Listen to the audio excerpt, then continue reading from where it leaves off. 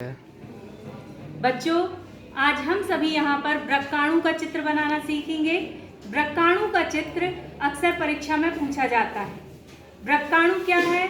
वृक्क हमारे उत्सर्जन तंत्र का एक मुख्य भाग है और जो वृक्क है उसकी एक कोशिका को, जिन कोशिकाओं से मिलकर वृक्क का निर्माण होता है, उसकी इकाई को यानी कि एक कोशिका को हम वृक्काणु कहते हैं। तो आइए चलिए हम बहुत ही सरल तरीके से देखते हैं कि वृक्काणु का चित्र किस प्रकार से बनाया जा सकता है।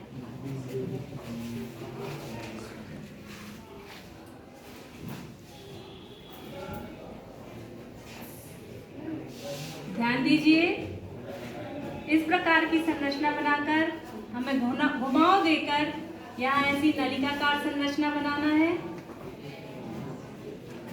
ठीक इसके समांतर एक और नलिका हमें ऐसी ही बनाना है। फिर इन दोनों नलिकाओं को हमें एक पतली नलिका के माध्यम से जोड़ना है।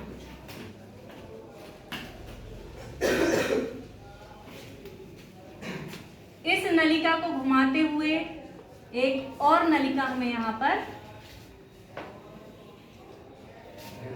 बनाना है। इसके बाद देखिए, यहाँ पर हमें केशिकाओं का एक गुच्छा बनाना है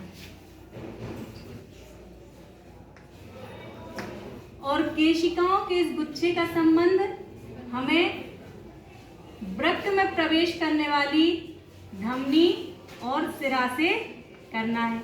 ये धमनी और सिरा की नलिकाएं हमें यहाँ पर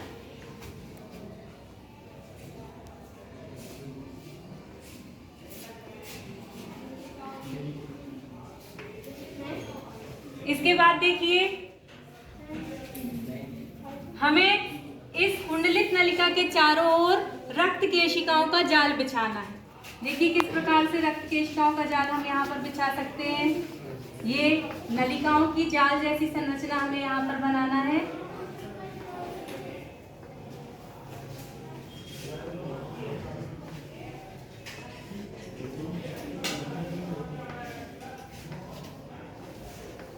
ये चित्र बनकर तैयार हो गया।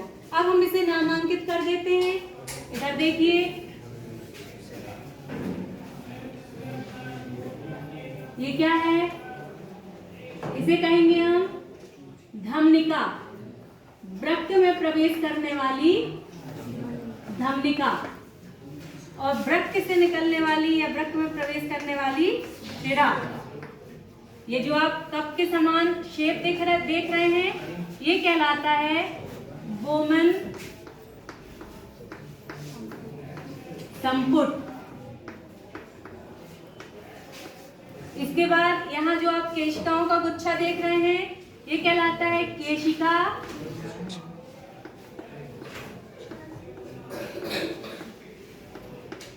गुच्छ।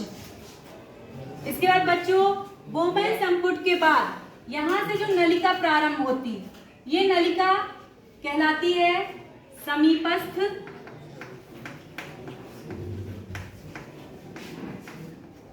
कुंडलित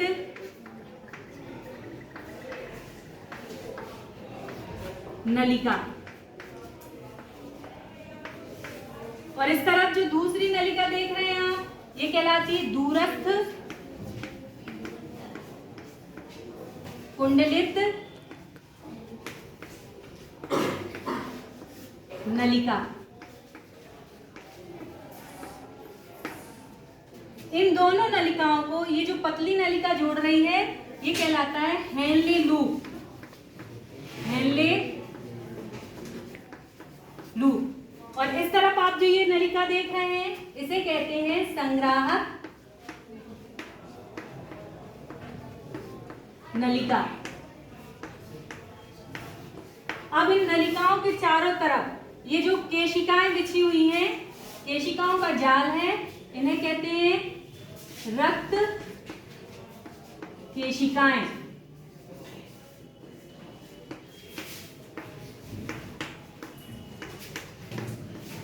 ये चित्र है मानव वृक्काणु का।